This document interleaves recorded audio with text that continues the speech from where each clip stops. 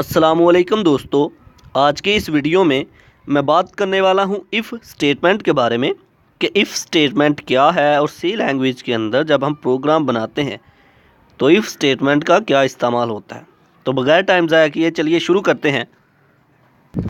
If statement ये selection structure की ही एक फॉर्म है।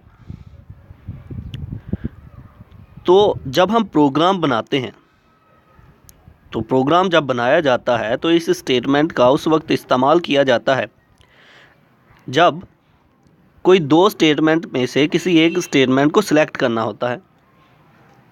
कंडीशन अप्लाई कर दी जाती है कि अगर कंडीशन ट्रू होगी तो ये वाली स्टेटमेंट चलेगी, अगर कंडीशन जो है वो फॉल्स होगी तो दूसरी स्टेटमेंट चलेगी।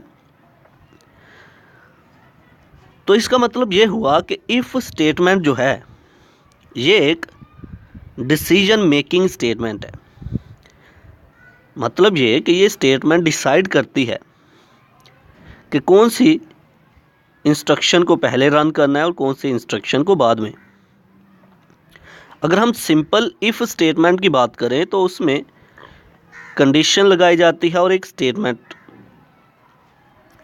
अगर कंडीशन ट्रू हो जाए तो वो स्टेटमेंट रन होगी और अगर कंडीशन फॉल्स हो जाए तो जो स्टेटमेंट है अगली इंस्ट्रक्शन जो होगी वो रन नहीं होगी। हम इसको प्रैक्टिकली नेक्स्ट लेक्चर में करेंगे। आज की वीडियो का ये मकसद है कि आपको एक थ्योरेटिकली जो है कॉन्सेप्ट मिले कि इफ़ स्टेटमेंट क्या होती है। तो अब इसको लफ्ज़ी तौर पर पढ़ के देखते हैं। Point number 1, if is a keyword in C language. C language के अंदर इफ़ जो है ये एक कीवर्ड है। If statement is a decision making statement.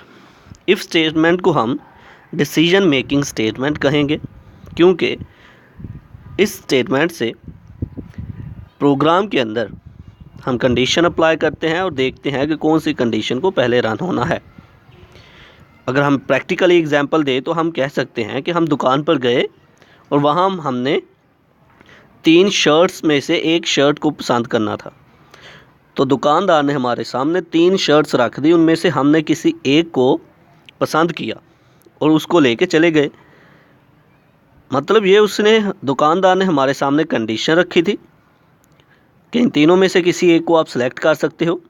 तो हमने उस कंडीशन पर अमल करते हुए किसी एक शर्ट को पसंद किया और लेके चले गए। ये कंडीशन थी। बिल्कुल इसी तरह प्रोग्राम के अंदर इफ़ स्टेटमेंट भी काम करती है कि कंडीशन अप्लाई कर दी जाती है, 2 या 2 से ज़्यादा स्टेटमेंट में से किसी एक स्टेटमेंट ने रन होना होता है। Point number 3, it is the simplest form of selection construct. ये सिलेक्शन कंस्ट्रक्ट्स की यानी कि सिलेक्शन स्ट्रक्चर की बिल्कुल सिंपल फॉर्म है। It is use to execute or skip or statement or set of statement by checking a condition. Condition को check करते हुए ये स्टेटमेंट या फिर सेट ऑफ स्टेटमेंट को एग्जीक्यूट करने के लिए इस्तेमाल होती है। Point number 5, the condition is given as a relational expression. और कंडीशन जो है रिलेशनल एक्सप्रेशन के तौर पर दी जाती है। Point number 6, if the condition is true. अगर कंडीशन जो है वो ठीक हो जाए, सही हो जाए, दुरुस्त हो जाए, the statement or set of statement after if statement is executed. तो वो स्टेटमेंट जो हमने लिखी होती हैं या set of statements if statement के बाद वो एग्जीक्यूशन होना शुरू हो जाती हैं। And if the condition is false. और अगर कंडीशन जो है वो फॉल्स हो जाए, the statement or set of statements after if statement is not executed. तो स्टेटमेंट या फिर सेट ऑफ स्टेटमेंट्स जो हैं इफ़ स्टेटमेंट के बाद एग्जीक्यूट नहीं होती।